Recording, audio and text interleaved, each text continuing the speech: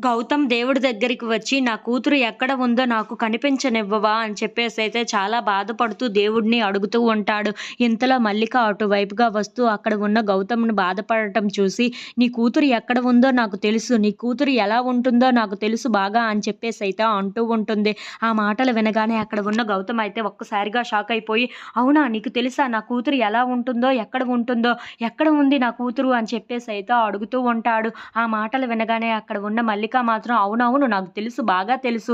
కానీ నేను నీకు ఇప్పుడు చెప్పాలా?" అని చెప్పేసైతే అంటూ ఉంటుంది. ఇంతలో అక్కడ ఉన్న గౌతమ్ మాత్రం "అవును నాకు తెలుసుకోవాలని ఉంది. నా కూతురు ఎక్కడ ఉందో, ఎలా ఉందో తెలుసుకోవాలని ఉంది. నాకు కాస్త చెప్పవా?" అని చెప్పేసైతే అడుగుతూ ఉంటాడు.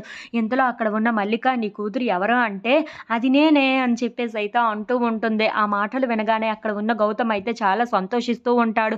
ఇంతలో అక్కడ ఉన్న మల్లికను అలా చూస్తూ తనని దగ్గరగా తీసుకొని చాలా గట్టిగా హగ్ చేసుకుంటూ ఉంటాడు.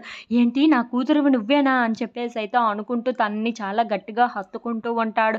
ఇంతలో అక్కడ ఉన్న మల్లిక మాత్రం "అవును నీ కూతురిని నేనే కదా మరి" అని చెప్పేసైతే అంటూ ఉంటుంది. If you like this video please subscribe.